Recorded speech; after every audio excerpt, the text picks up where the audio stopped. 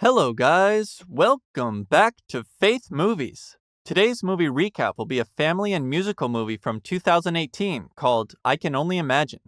Warning, there are spoilers ahead. The movie begins by showing a 10-year-old Bart Millard who lives in Greenville, Texas with his parents. Bart loves listening to music, so he always has his headphones on. He also loves creating things from nothing. His dad, Arthur, who is an alcoholic, likes to belittle Bart and his mother, and one day intentionally burns all of Bart's creations in a fire. Days later, Bart's mom takes him to a Christian camp, and before she drops him off, she tells him that she loves him. The two part, and as Bart is walking in, he meets another camper, Shannon, who befriends him. On the first day of camp, Bart knocks over Shannon's journal and exposes a drawing that says, "Shannon loves Bart Millard," causing him to blush. Shannon asks him about the journal the night after under a fireworks show and says that maybe someday they'll fall in love and get married. Bart comes home from camp to see a moving truck in front of the house and finds out that his mom is moving away. He chases the truck down the road, screaming for her not to leave. We later learn that Bart had tried to live with his mom when he got to junior high, but she was in another bad relationship. Years later, Bart, who is now a teenager in high school, is dating Shannon. Like his father, Bart now plays football. During one of his practices, he breaks his ankle and is taken to the hospital where his dad informs him that the doctor said he could never play again. Not long after this incident, Bart is discovered by the music director while singing a song. She immediately casts him as the lead in Oklahoma without his permission. Bart tells her he won't do it, but she convinces him to try. He accepts the role and surprises everyone with his musical talent.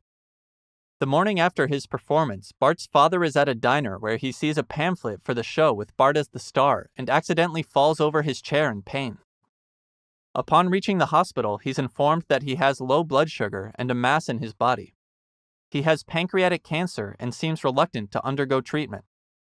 Bart's father does not support Bart's singing, and they argue about this. This causes Bart to change and begin to doubt himself. Shannon tries to stay by his side and begs him to open up about why he's hurting from his father's impending death. He refuses to tell her and mentions he doesn't love her, which breaks her heart. Months later, after graduating from high school, Bart immediately leaves Texas with his guitar to pursue a life in music. He ends up in Oklahoma, where he meets a band and he joins them. This band travels around playing at youth camps and Christian organizations. Times are tough for them as they don't earn enough to support themselves. During one of their performances, they catch the attention of Scott Brickle, a producer. He begins to work with the band, now called Mercy Me. He tells Bart he needs to be more authentic, claiming he has talent and can sing, but hasn't found his song yet. Bart doesn't give up and begins to work on it.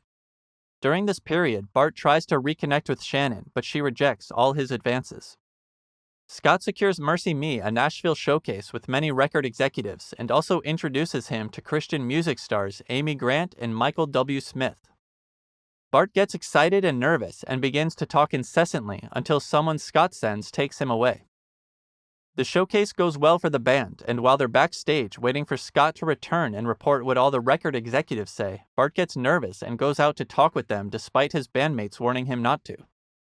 He sees Scott speaking with the executives, trying to convince them, but Bart insists the executives tell him what they think. They all tell him the same thing, noting that he isn't ready or good enough. This news breaks Bart's heart. He takes it seriously and quits, recalling how his father usually berated him. This upsets his band, but Scott convinces him not to make that decision. Bart tells him about his father and how he hurt him. Scott advises him to stop running from the pain and allow it to become his inspiration. This causes Bart to decide he needs to go home to write some songs before rejoining the band. Bart returns home to Texas and finds his father, who has been reading the Bible and is working on becoming a better man. Bart is surprised and skeptical of his father's new personality, especially after all the abuse he has endured. He still seems scared of his father. He learns about his father's grave health condition after finding a letter about it in his vehicle and how he's now working on becoming a good Christian. His father apologizes for all the pain he has caused, and Bart forgives him, seeing the effort his father is putting into becoming a better person.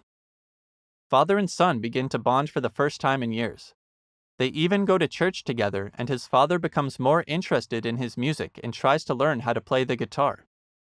Bart tells his father he isn't dating Shannon anymore, but his father encourages him to win her back, believing they are meant for each other. Bart continues to call Shannon and tell her about his life, even though he doesn't get replies from her. For the first time, his father tells Bart how proud he is of him. A few months later, Bart's father passes away, leaving him some money to chase his dreams and urging him to seize the opportunity. After the funeral, Bart's band comes back for him, and they head to Mexico. While on the tour bus, he is struck by inspiration and looks in his journal to find the words, "I can only imagine," written on almost every page. This sparks an idea, and in his pain, he starts writing the lyrics to what will later be the song, "I Can Only Imagine." He sends the song to Scott, who gets excited about it and can't stop listening to it. He plays the song for Amy Grant, who loves it so much that she wants to debut it on her new tour and album. Amy calls Bart, but he initially thinks it's a prank. When his bandmates tell him it's real, he tries calling her back, but she calls back instead, and they meet up. They discuss the music, which Bart says he wrote in 10 minutes. Amy tells him it took a lifetime to write the song and says she couldn't stop listening, claiming the song is a career maker, and asks if he wants the song out there. Bart opens up, telling her about his dad and how he was transformed by God from a man he hated to a man he wanted to be like and loved, something he had no idea God could do. He says he wants as many people as possible to hear the song, and she can make that happen. Bart calls Shannon and tells her about the song he had just written. He then apologizes for hurting her, which leads her to forgive him. Amy and Bart begin to organize a concert where Amy is to sing the song for the first time. On the day of the concert, Amy is too moved by the sentiment of the song and can't sing it, so she invites Bart up on stage. Bart dedicates the song to his father and begins to sing the song with Shannon in the crowd. Everyone present at the concert loves the song, and they all get excited. Scott watches him, proud of what Bart has become. After he finishes the song, Bart imagines the theater empty except for his father, cheering him on. This scene makes him happy. He then sees Shannon, who smiles at him in pride, and he runs up to her, hugs her, and confesses he loves her.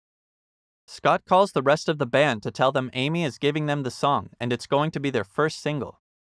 This news makes the entire band happy, and they release the song to a radio station, where the workers love it and air it on the radio. The song goes viral and changes people's lives. I Can Only Imagine by Mercy Me became the first Christian song in America to reach first place on charts worldwide. At the end of the movie, we learn Scott Brickell still manages the band, and Bart grows closer to his mom. The song has also gone triple platinum, and the band has since had 21 hit songs. The band is also one of the biggest Christian bands of all time. Thanks for watching. Don't forget to give a thumbs up and subscribe. Your support is appreciated. Remember, Jesus loves you. Have a blessed day, and see you next time.